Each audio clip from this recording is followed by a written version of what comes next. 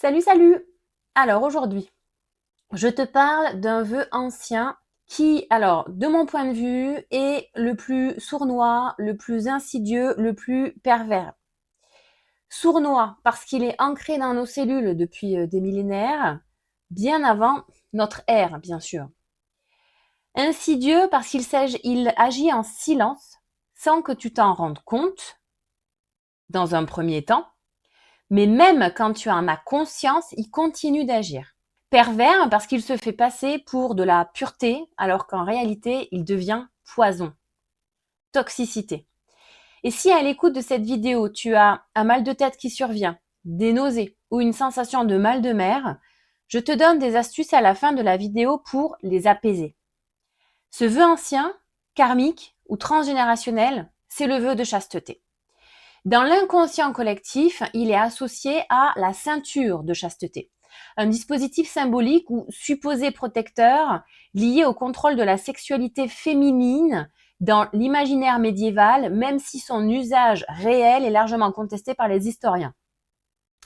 Ce symbole représente surtout la privation forcée de l'intimité, du désir et de l'accès au corps.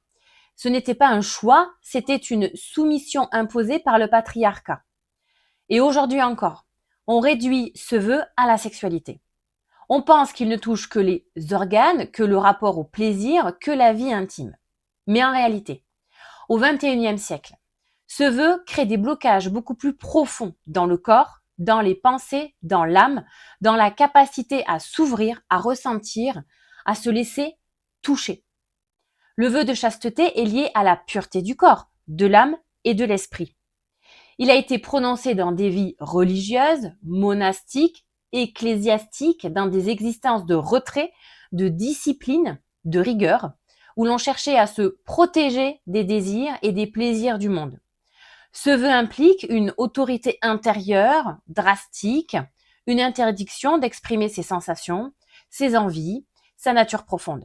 Et il engendre encore aujourd'hui des mémoires de domination, des héritages transgénérationnels, des blessures de féminin qui impactent, ou du féminin, pardon, mais qui impactent également le masculin.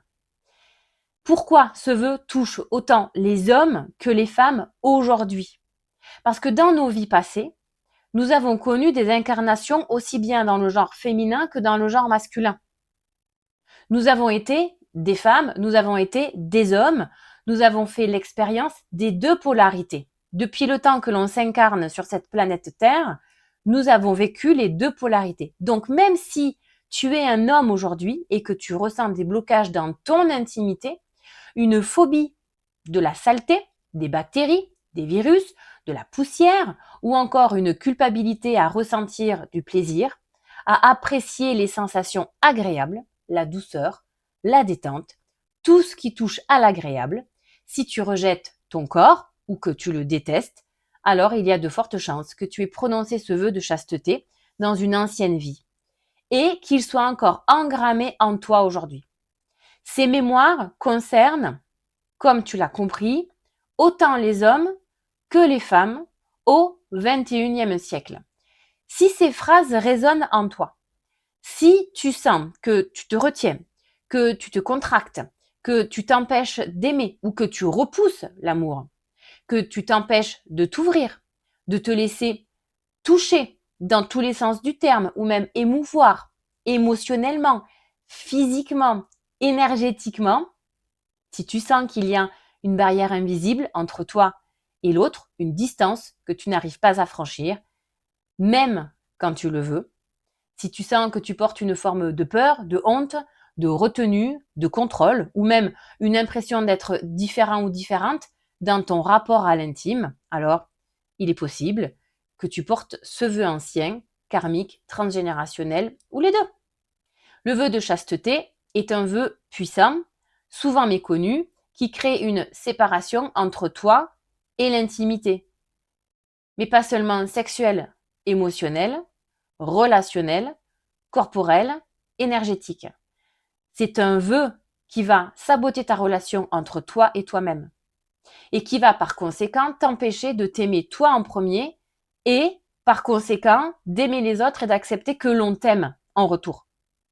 C'est toujours dans les 3 dimensions, de toi envers les autres et des autres envers toi. Parce que oui, en énergétique, ça se passe dans les 3 dimensions, dans plusieurs dimensions. Aujourd'hui, on va comprendre comment ce vœu se manifeste, comment il s'est créé, comment il se transmet, il peut se transmettre, et surtout, ce qui change quand tu t'en libères. Donc, passons maintenant au signe de la présence du vœu de chasteté dans ta vie, parce qu'il a 2 faces. Il a bien sûr un côté lumière et une côté ombre. Au niveau du côté lumineux, c'est ce que j'appelle la chasteté qui est saine. Donc quand ce vœu est vécu dans sa lumière, tu es pur dans tes intentions, respectueux ou respectueuse de ton corps, sélectif ou sélective dans tes relations, capable d'aimer sans te perdre, centré, stable, aligné à tes besoins, tes envies autant que ceux des autres. Tu es capable de poser des limites qui sont saines et tu es fidèle à tes valeurs profondes, sensible à l'énergie, au sacré, à la profondeur. Tu es également bien ancré dans ton corps, loin du côté perché. Tu ne te disperses pas, tu ne te perds pas dans des relations superficielles, tu honores ton corps comme un temple. Mais le côté sombre, ou le côté ombre, quand le vœu de chasteté prend le dessus, il crée une ombre profonde, une forme de fermeture intérieure qui touche toutes les sphères de ta vie. Et dans cette ombre, tu peux devenir incapable de t'ouvrir à l'intimité, coupé de ton corps ou de tes sensations corporelles. Tu peux être dans la retenue permanente, dans la peur d'être touché, vu, désiré, dans la honte de ton corps ou de tes besoins, dans l'évitement des relations profondes, dans le contrôle excessif, dans la distance émotionnelle, dans la peur de l'abandon ou de la fusion. Mais il existe aussi une autre dynamique, beaucoup plus subtile, beaucoup plus perverse, que l'on oublie souvent, c'est le culte du corps poussé à l'extrême. Tu sais qu'en énergétique, c'est toujours, mais même dans la vie en règle générale, c'est toujours les extrêmes qui ne sont jamais bons. Et quand je dis les extrêmes, attention, c'est être tout le temps avec le curseur à fond d'un côté ou à fond dans l'autre. C'est-à-dire oublier les nuances et oublier qu'il y a un juste. Pas un juste milieu, parce que ça voudrait dire que ce serait 50-50, et c'est faux. Parce que parfois, ça va être 80 dans ce curseur-là et 20 dans ce curseur-là. Et ce sera juste. Ça sera en fonction de la situation. Donc, toujours accorde ton curseur au bon niveau. Mais le bon niveau est défini par la situation, par ton état, par ce que tu souhaites, et ainsi de suite. Ok? Dans cette version toxique de ce vœu, du vœu là, le corps doit être parfait, pur, irréprochable, idéal. Le corps devient un objet de contrôle, de discipline, presque de sacralisation excessive. Et dans cette dynamique, il y a certaines femmes qui ne se donnent pas la possibilité et qui sont dans l'impossibilité de laisser la place dans leur corps à être habité par une autre vie. Elles peuvent faire le choix de ne pas avoir d'enfant pour que le corps ne soit pas déformé. Non pas par conviction profonde, mais parce que la grossesse est perçue comme une déformation, une intrusion, une perte de pureté, une perte de maîtrise, ou même une sensation insupportable d'être habité. Ce choix peut sembler rationnel, mais il est souvent relié à une mémoire de chasteté toxique. Je réponds ici à une question qu'une abonnée m'a posée. Est-ce qu'il existe un vœu de non-maternité? Parce qu'à sa connaissance, il y avait un vœu qui se rapportait à cette dynamique. Donc, dans les canalisations que j'ai reçues de l'ange Velia, elle m'a montré que ce vœu de non-maternité donc existe, oui, mais qu'il n'est pas autonome. C'est-à-dire qu'il est directement relié au vœu de chasteté. Elle m'a transmis cette phrase que j'ai trouvée d'une dureté incroyable. Le vœu de non-maternité est un vœu de rester vierge de toute vie interne. Cette phrase, pour moi, est violente. Mais elle montre à quel point ce vœu coupe l'élan de vie, l'élan de création, l'élan d'incarnation. Et ce n'est pas tout. J'ai demandé à Velia, mais et le vœu de célibat? Pourquoi n'apparaît-il pas dans la liste des 10 vœux? Et elle m'a répondu avec un flegme. que je connais aux anges, elle m'a répondu, le vœu de célibat n'est pas un vœu à part. C'est une conséquence du vœu de chasteté. Et elle m'a expliqué que lorsque la chasteté touche des sphères plus vastes que la sexualité, elle va venir impacter la relation au corps, la relation aux émotions, la relation aux autres, la relation à l'incarnation même, la relation à la vie elle-même. C'est pour cela que certaines personnes vivent un célibat profond, durable et parfois même heureux, sans comprendre pourquoi. Et là, je vais faire un aparté essentiel qui a été transmis par Velia, parce que avant de te présenter les 4 formes de chasteté toxique, d'accord, Velia insiste sur un point qui est fondamental pour elle et qu'elle m'a demandé de transmettre dans cette vidéo pour que je puisse, pour que vous puissiez en avoir connaissance. Il n'y a pas de bonne ou de mauvaise vie. Elle nous rappelle ce point-là. Il n'y a pas de bon ou de mauvais choix. Il n'y a pas de mode d'emploi du bonheur.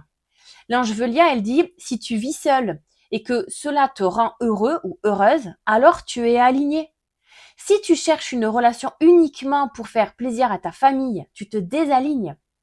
Ce n'est pas un vœu qui te bloque, ce sont les convenances. Et elle ajoute, peut-être que dans cette vie, ton célibat, il est juste. Peut-être qu'il est à honorer. Peut-être que ta mission n'est pas de dissoudre ce vœu, mais de l'incarner. Parce que si tu as fait ce vœu dans une autre vie, c'est qu'il y avait une bonne raison. Et elle insiste. Au XXIe siècle, les normes changent. Les schémas familiaux changent. Les structures sociales changent. Ce qui est mal vu devient la norme. Donc, crée ta vie selon ta vérité, pas selon les attentes. Et elle me montre que certaines personnes doivent dissoudre ce vœu pour leur intérêt personnel, d'autres doivent l'honorer. Et que la seule boussole, c'est ta joie, c'est ton plaisir, c'est ton bonheur. La seule vérité, c'est ce que tu mets en vie. Elle dit, reconnecte-toi à ce qui te plaît, à ce qui t'apaise, à ce qui te met en joie. Articule ta vie autour de ta vérité, toujours dans le respect de chacun, mais aligne ta vie dans ta vérité. Maintenant, je te parle des 4 formes de chasteté toxique. Voici maintenant donc les formes de chasteté que l'on va retrouver chez les personnes qui portent ce vœu. Donc, elles touchent ta capacité à recevoir, t'ouvrir, être vu, être aimé, être touché émotionnellement et également t'incarner pleinement. La première forme de chasteté toxique, c'est la chasteté corporelle. Donc, quand la chasteté passe par le corps, tu peux ressentir certains malaises dans ta manière de te mouvoir, une honte de ton corps ou de ce qu'il représente, une gêne à le montrer, même légèrement, une difficulté à être touché, mais également une dissociation corporelle. C'est-à-dire que tu oublies que ton corps est ton véhicule et que tu incarnes ton corps. Donc, en clair, tu le délaisses. Tu peux également ressentir une absence de désir, une certaine aussi rigidité, une pudeur extrême, ou encore une obsession de manger pur. Également une coupure des ressentis corporels et une discipline corporelle excessive. Tu pourrais te dire, mon corps n'est pas fait pour ça, ou encore, je dois rester pur, ou je ne suis pas un objet. La deuxième forme de chasteté toxique, c'est la chasteté émotionnelle. Le renoncement à ressentir émotionnellement. Donc, tu vas rester fidèle à la distance émotionnelle, à la retenue, à la maîtrise extrême, à la froideur protectrice. Et tu pourrais te dire, si je m'ouvre, on va me détruire. Si je montre ma vulnérabilité, je suis perdu. Alors, tu te coupes de la joie, l'amour, la vie. La troisième forme de chasteté toxique, c'est la chasteté relationnelle. C'est le vœu de célibat. Tu vas rester fidèle à la solitude, à l'indépendance extrême, à l'autonomie totale, à l'idée que tu n'as besoin de personne, à des relations du coup impossibles, au sabotage relationnel. Et tu pourrais te dire, je préfère aimer de loin, je ne veux pas être envahi, ou encore ouvrir mon intimité m'oppresse. La quatrième forme, c'est la chasteté spirituelle. Cette forme touche ton rapport au monde, à la matière, à l'incarnation. Tu peux ressentir un rejet de ce que tu trouves impur.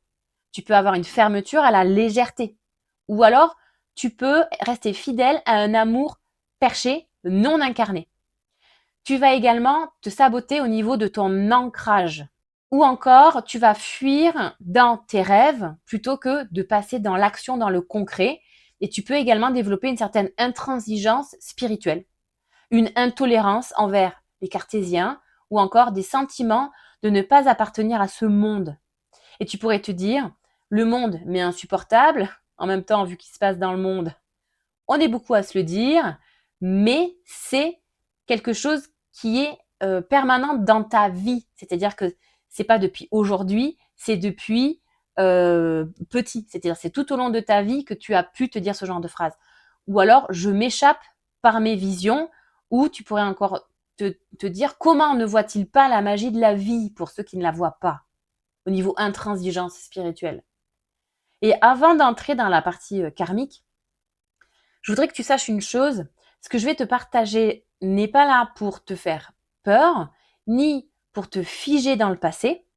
C'est simplement une clé de compréhension, d'accord? C'est une lumière posée sur l'origine de ce vœu pour que tu puisses enfin t'en libérer. Donc, comment le vœu s'est créé dans tes vies passées, ok? Au niveau karmique. Et cette partie-là, c'est toujours la plus délicate pour moi parce que lorsque je canalise les informations qu'on me transmet et que je vous transmets dans cette vidéo, les anges me font passer les informations par mes différents canaux de réception et notamment par mes visions, par ma clairvoyance. Et dans le comment le vœu s'est créé, forcément que je vois des événements, des situations que j'ai vécues moi dans mes vies antérieures, dans mes vies passées.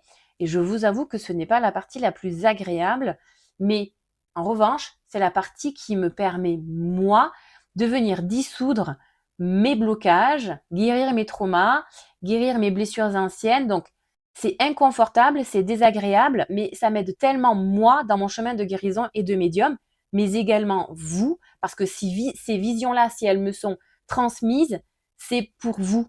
Donc, le but, c'est qu'elles vous parlent également, pas pour qu'elles vous mettent à mal, mais pour passer de l'inconscient au conscient pour pouvoir vous en libérer. Ok?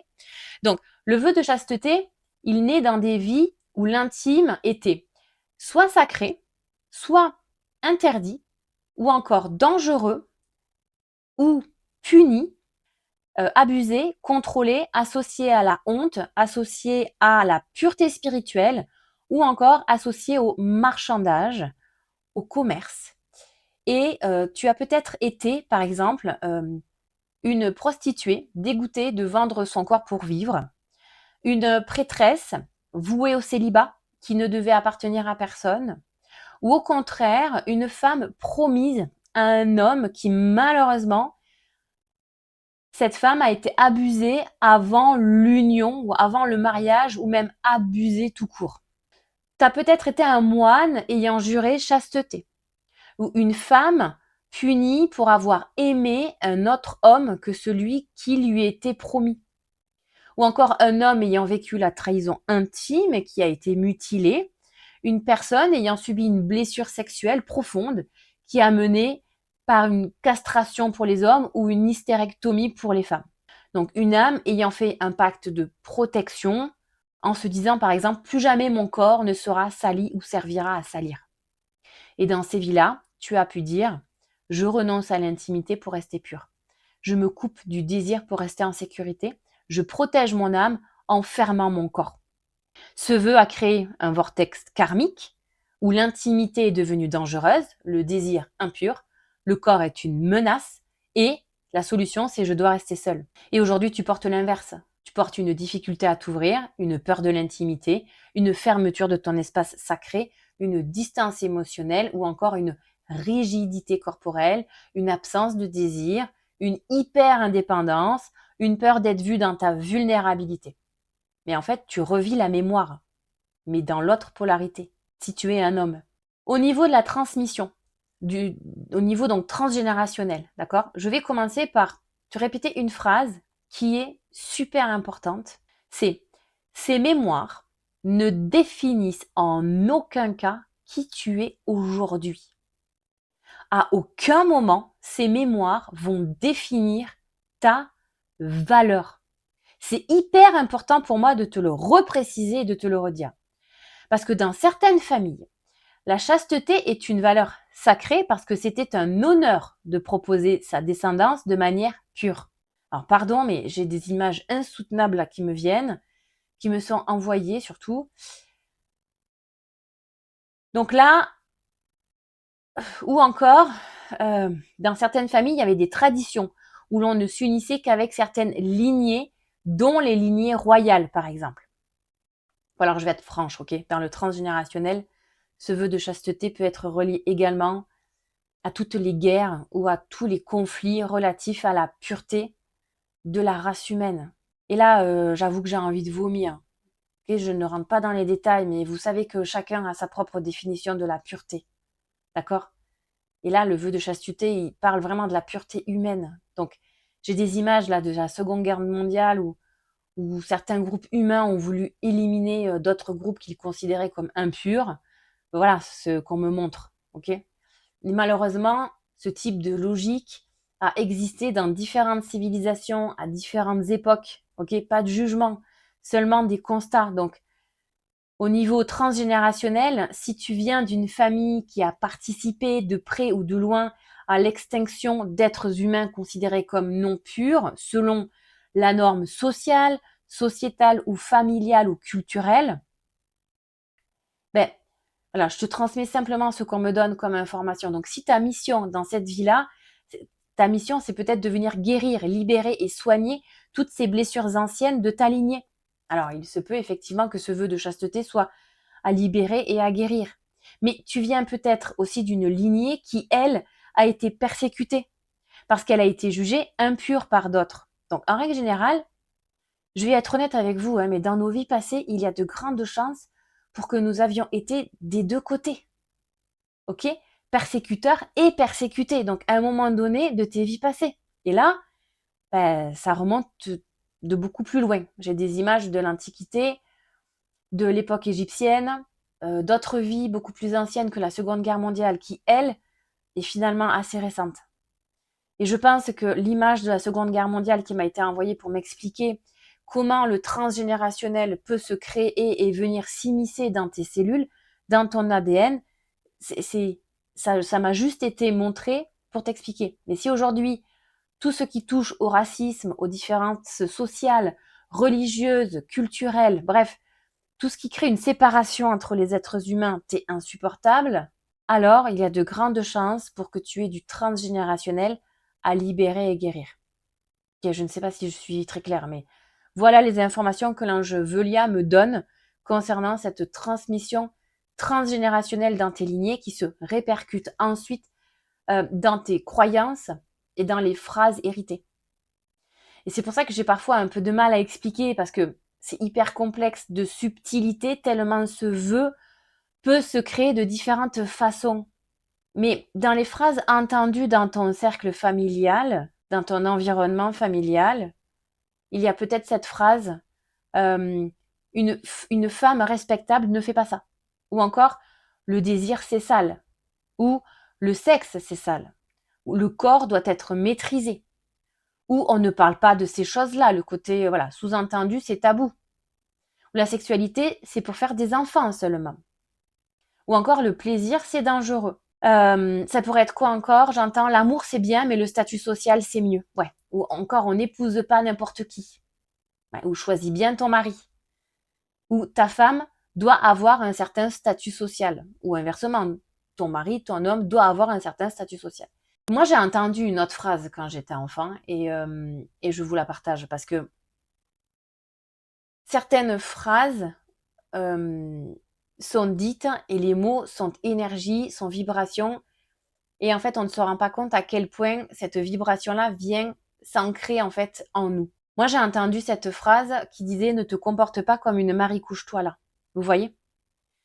Ben, en fait, toutes ces phrases, elles ressemblent à des conseils bienveillants. Hein. Mais en fait, en réalité, ce sont des serments déguisés, quoi. Parce que dans le ne te comporte pas comme une Marie couche-toi là, ben, en clair, ne sois pas une Marie couche-toi là. Comme si moi, enfant, je pouvais être considérée comme ça. Ben, c'est violent. Surtout quand c'est dit par des personnes qui sont l'autorité d'adultes, quoi. Et puis, dans certaines lignées, il existe une autre mémoire transgénérationnelle encore plus subtile, mais tout aussi puissante. Et je vous avoue que c'est quand même du lourd, quoi, hein. C'est pour ça que, voilà, si vous avez des inconforts, hein, qui se mettent en place au fur et à mesure de la vidéo, respirez, c'est normal, ok? Cette autre subtilité, c'est celle où l'intimité est utilisée comme monnaie d'échange. Et dans certaines familles, les parents se réconciliaient sur l'oreiller, par exemple, comme si le corps devenait un outil pour apaiser les tensions, éviter les conflits ou acheter la paix. Dans d'autres lignées, l'intimité servait à marchander, à négocier, ou à obtenir quelque chose, ou à maintenir une forme de contrôle dans le couple. Ce sont des mémoires qui sont hyper lourdes, parce qu'elles transmettent l'idée que le corps n'est pas un espace sacré, mais un espace de transaction.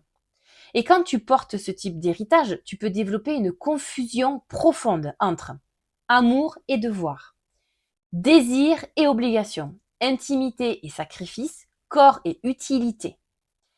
Ces mémoires créent une forme de chasteté toxique, non pas par interdiction, mais par dégoût, rejet ou méfiance envers l'intimité.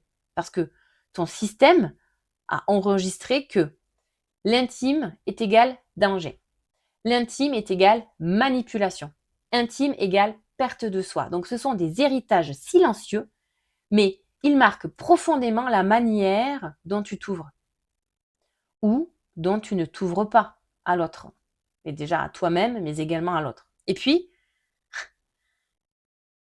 merci pour les transmissions, il y a une autre réalité transgénérationnelle encore plus lourde, mais qu'il faut nommer avec douceur et délicatesse. Merci, merci. Certaines âmes portent des mémoires où la conception n'a pas eu lieu dans l'amour, mais dans des contextes d'abus, de domination ou de violence. D'autres viennent de lignées où le corps était utilisé comme moyen de survie, comme dans la prostitution contrainte ou dans des situations où l'intime n'était plus un espace sacré, mais un espace marchandé. Ces mémoires ne définissent pas ta valeur, certainement pas la valeur de l'âme, jamais. Mais elles laissent des traces dans les lignées. Des traces de honte, de confusion, de rejet du corps, de peur de l'intimité ou même de dégoût envers la sexualité. Et quand tu portes ce type d'héritage, ton système peut associer l'intime à la peur, la survie, la violence, la domination, la perte de contrôle, la perte de dignité également, perte d'estime de soi. Et cela crée une forme de chasteté toxique, non pas par choix spirituel, mais par protection cellulaire. Le corps se ferme pour survivre. Le cœur se ferme pour ne plus revivre ce qui a été vécu dans la lignée. L'âme se protège. Tu deviens fidèle à une histoire qui n'est pas la tienne, avec des critères imposés que tu n'oses peut-être pas remettre en question ou que tu n'as peut-être jamais remis en question. Qu'est-ce qui se passe une fois que toutes ces mémoires bien lourdes sont libérées? Qu'est-ce qui se passe après la libération de ce vœu de chasteté? Eh bien, quand ce vœu est dissous, et je t'avoue que quand il se dissout, c'est inconfortable, avec des symptômes inconfortables, mais qui ne durent généralement que maximum 72 heures, d'accord? Ben, en fait, il y a quelque chose de profond qui se réaligne.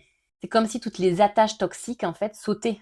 Donc forcément que tu as un inconfort, que tu as un mal de mer, que tu peux avoir des vertiges, que tu peux avoir des maux de tête, parce que tout se réaligne, en fait.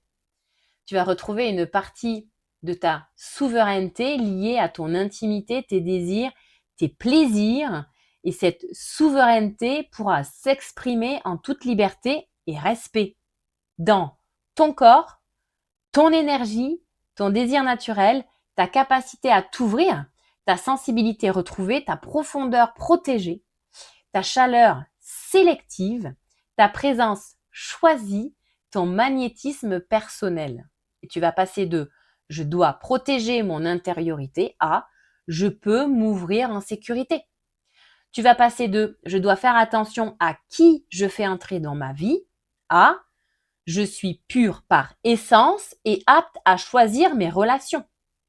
Tu vas passer de l'intimité est dangereuse à l'intimité est un espace sacré qui me concerne. Tu vas honorer ton corps sans t'y sacrifier. Tu vas honorer ton énergie sans la brider.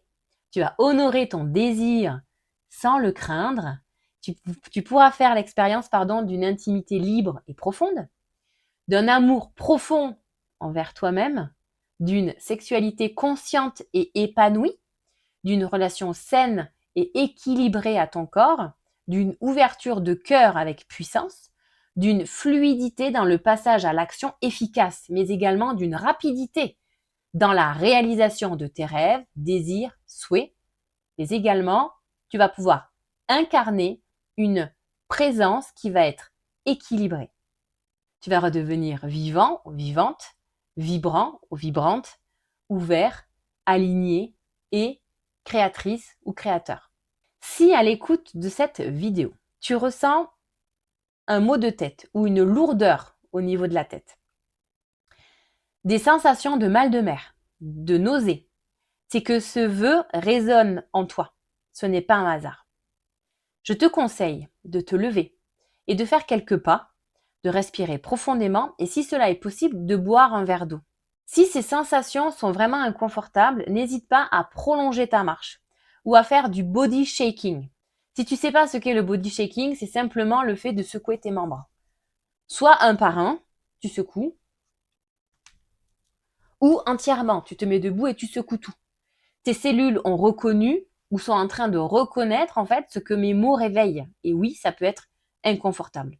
Ce qui demande à être libéré se manifeste toujours au moment le plus juste et tu n'as pas besoin de vivre avec ce vœu toute ta vie. Tu peux décider aujourd'hui que tu seras le dernier à le porter. Je propose des séances individuelles pour identifier et dissoudre ce vœu en profondeur. Alors, une seule séance suffit pour un seul vœu. Mais pour ton bien-être, je conseille de libérer un seul vœu à la fois, bien sûr, espacé de 8 à 15 jours selon son origine karmique ou transgénérationnelle. Ok ? Le but, il n'est pas de rajouter de la douleur à la douleur. Tu trouveras toutes les informations sous cette vidéo pour réserver ta séance. Et si ce n'est pas le moment, ok ?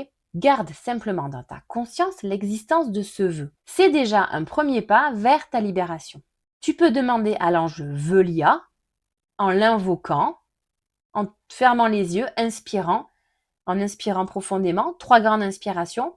Tu lui demandes de venir à tes côtés et de venir t'aider à libérer ce vœu. La semaine prochaine, j'aborderai le dernier vœu. Alors, abonne-toi si tu souhaites découvrir la totalité des vœux karmiques et transgénérationnels et aller encore plus en profondeur. En attendant, je te remercie de t'être abonné ou de t'abonner. Je te remercie pour ta présence. Je te remercie pour ton soutien. Prends soin de toi et je te dis à bientôt.